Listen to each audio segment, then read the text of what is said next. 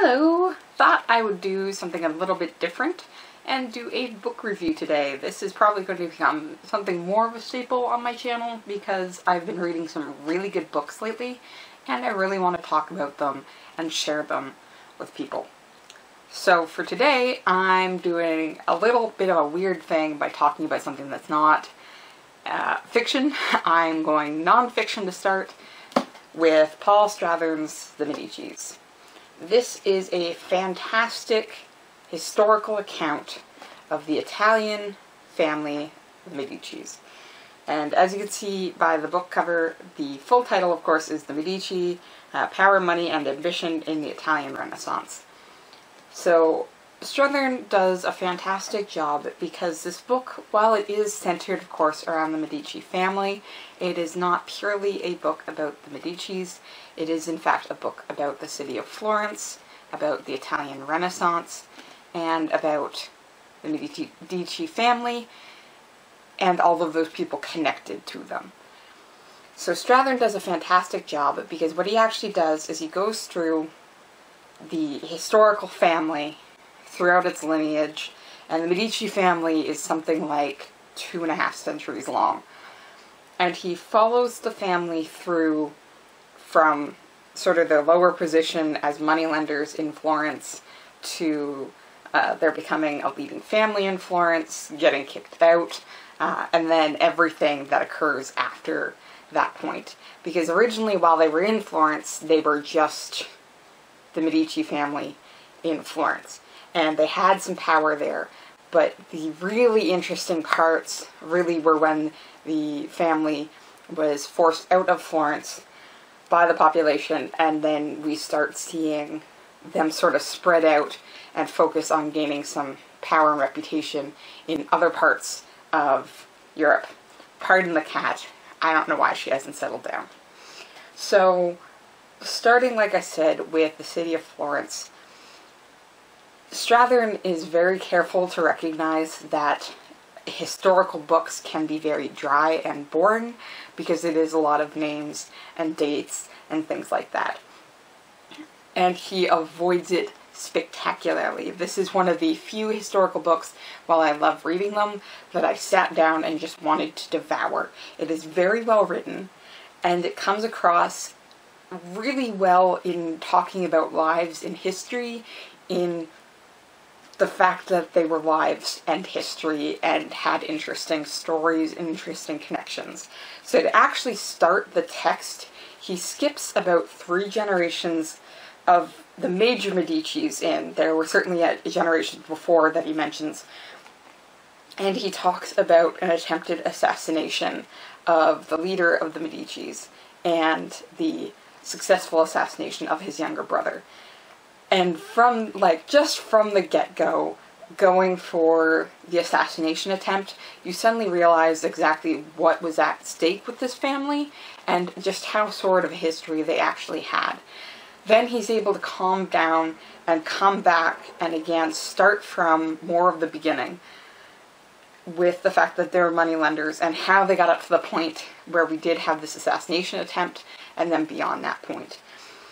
So, a fantastic way to just begin this book, because you start out with this recognition that the stakes are in fact high, and you're suddenly wondering, how did this family get here, and is that the end of their story? Is this assassination attempt how badly all of this is going to go? And the answer is surprisingly not.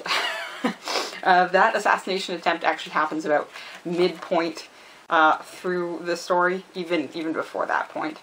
And everything after it becomes such a fascinating story as the Medicis leave Florence and join the papacy.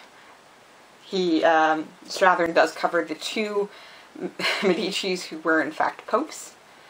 He covers the French royalty side of the family. There is in fact a Medici woman who becomes the Queen of France and the Queen Mother to 3 kings of France, and that side of the family. And that is another thing that I absolutely love about Strathern's work. He is not focusing purely on one person in this text.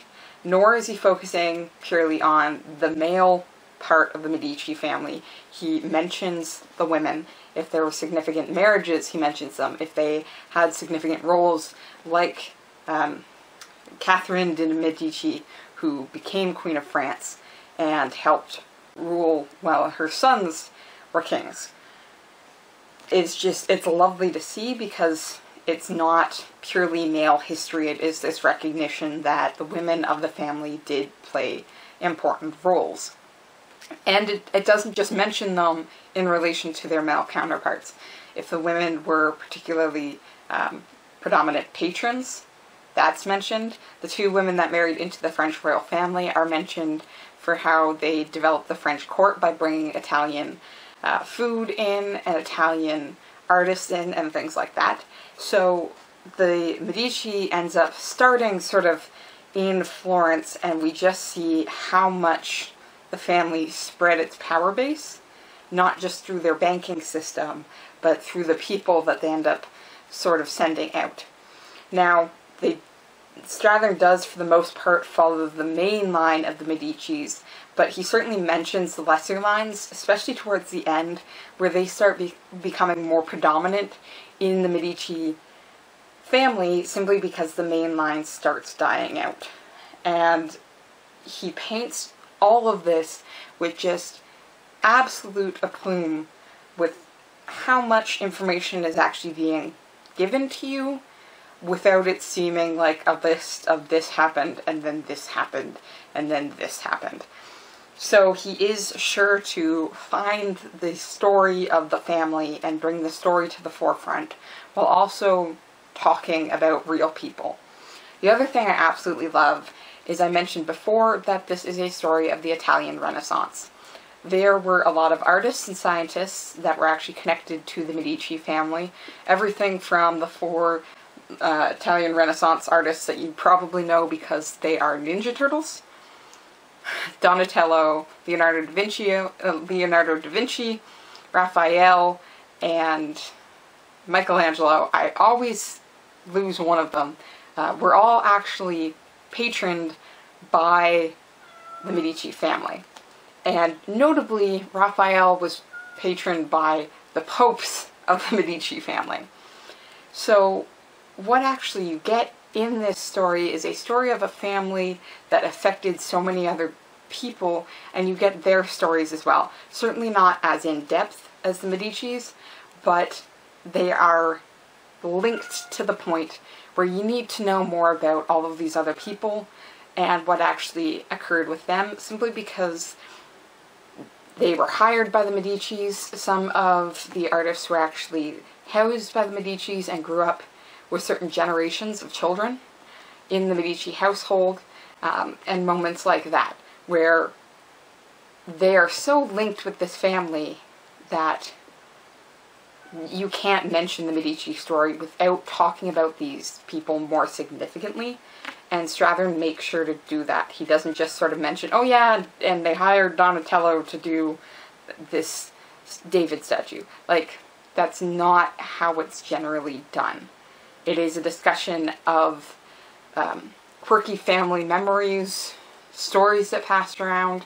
And again, Strathern is careful to tell you when it is sort of more word of mouth and you can't necessarily find historical sources that say this is exactly what happened. But that's going to be true with all historical accounts. And as long as you own up to it, it is fun to hear some of these stories. Like Donatello created a head for a family. They wanted this bust, and then wouldn't pay him the correct amount. They claimed they were paying too much for it, so they wouldn't pay the rest. So they brought a Medici in to judge, and they decided to bring the bust up to the roof to see it in its best light, which was Donatello's suggestion, because he then threw it off the roof. And that was sort of the Medici family learning that artists, particularly really good artists, the word genius is often used here, and it makes sense, can be very touchy So the Medicis actually learned to get along with a lot of these artists and humanists and scientists because they sort of figured out to be not to get super judgmental about everything, because the hardest critics tend to be the artists themselves. And it's just a great story of Donatello chucking a bust off a roof because somebody critiqued it. But it gives you a sense again of just, one, how linked all of these lives actually are, and two, that these were people, that we tend to put them on platforms and raise them and say, oh, look at this beautiful artist. Strathern is careful to tell you that that's not usually how it goes. A lot of these artists and scientists go through very hard points. Two of the others that are mentioned, of course, are Machiavelli, who wrote the History of Florence, as well as The Prince. And a lot of people make arguments that a lot of the people mentioned in The Prince are based off Medicis, as well as Galileo.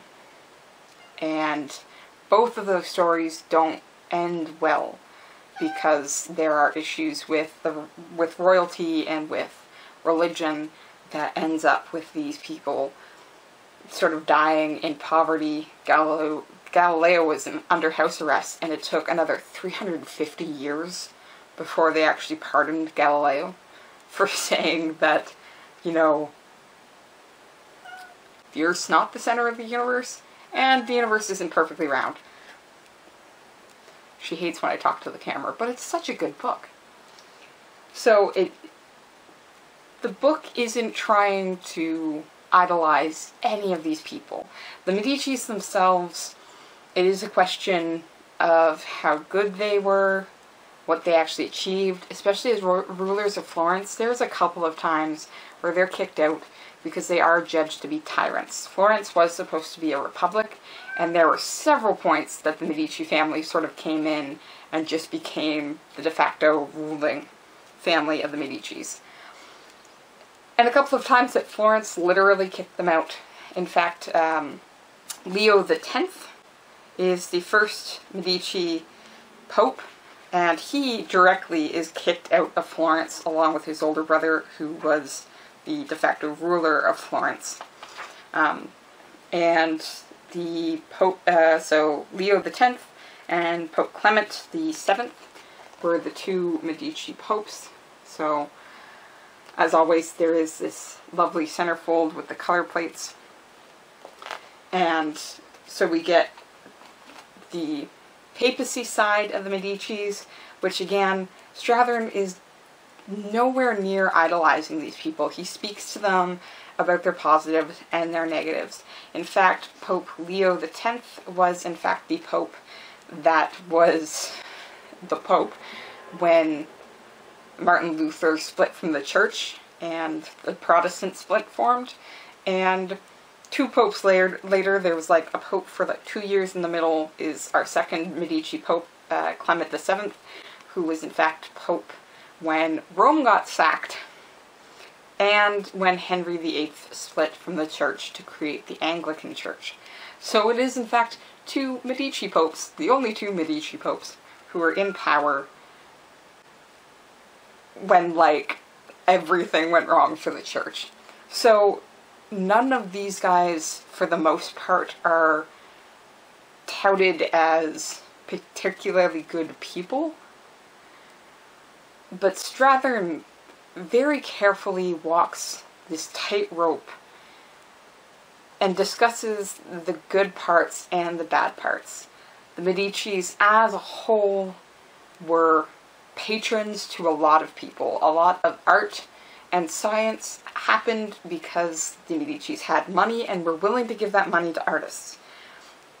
In fact, a lot of the major Florence architecture can be traced back to the Medici line, and in fact, sort of Father Medici, as he's known, the father of the city, who created or had built a lot of the buildings, including the major egg-shaped dome that's actually present in Florence that you could still see. a lot of the major, again, Renaissance art, paintings, statues, David. Actually, there are several Davids, but several Davids, again, are Medici-funded art projects. And when it talks about the women of the family, particularly the women that married into the French royal family, it talks about the fact that the Medicis were actively spreading the Italian Renaissance throughout Europe. Through their movement to Rome, through their movement to France, to their involvement with the Holy Roman Empire, they were actively spreading these artists around.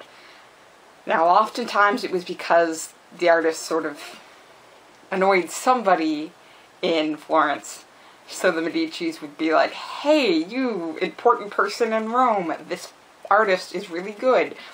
But a lot of times it actively worked out well for both the artists and the Medicis when they were willing to help spread the culture. Along with the art and science of the Italian Renaissance, the humanist ideas were also equally spread by the Medici family. At times in the medieval period, Aristotle was the go-to philosopher. With the humanists, and particularly, again, with the Medicis, they really started to bring Plato back into the conversation, and they formed sort of this Platonist reading group. And this humanist philosophy began to sort of spread out into not only the papacy, but also into Florence and the surrounding cities, and then the surrounding countries as well. So we see a family that was instrumental to the movement of a lot of philosophy, art, and science, but we also see a family that was deeply embroiled in money lending and running out of money. The two popes particularly, again, sort of ran the papacy coffers dry. Some through their own choices, again, others, the sack of Rome, it becomes harder for one man to control, but he's certainly going to take some of the blame for it. Leading resistances, having resistances led against you. This is definitely a family that has a mixed past. Probably both popes were murdered. At least one was probably most definitely poisoned. Same is true with like leading Medicis. Eventually what actually happened was through the use of the Holy Roman Empire and having people married into the French royal family, the Medicis were made the official rulers of Florence, with sort of the people agreeing, because the people might have had a priest who went a little nuts that they then killed. It's a very dense history, and Strathern plays it off well. He knows that you're here for the little stories and the action, and he's sure to give you additional information along beside it. Like there was a Medici who was eventually stabbed to death by his own cousin, and then locked in a room, and no one found him for like an entire day. And the cousin that stabbed him had assumed that he would be invited back to rule the city. Well, he wasn't. That's stuff we want to hear, but why he wasn't, maybe not necessarily, but it fits so well into the story, and Strathern's writing just runs so smoothly that you don't realize when you're getting what you would traditionally think are the drier bits, because it's all wrapped up in how well the story is actually written. I am very impressed, and I'm definitely looking forward to finding Paul Strathern and his other texts, and reading more about different families, different eras, from a man who can really bring to the forefront both information and the story of the family, the city, and the people connected to those two things, without one overpowering the other. So, if you are interested in historical texts, Italian history, the Italian Renaissance, just how absolutely gay a lot of the artists and the Medicis actually are, especially in the Renaissance, and just acknowledging that, go for Paul Strathern's Medici. You will find not only a lovely account of this family, but also some very good stories about the people and the city that they helped build and then helped bring down and were brought down by. So, like I said, if you are interested in that, this is definitely a book that I would recommend not only picking up, but keeping. I am very excited, and I'm not surprised that I will probably pick this up again for a reread. So, that's my first book review. Like I said, I think I'll do a couple more. I'll switch up between the historical books and some fiction, because that tends to be how I switch up my own reading. But I figured, hey, I love these books, and I want other people to read them as well. So I will keep coming at you with some book reviews every now and then. And I'll talk to you later.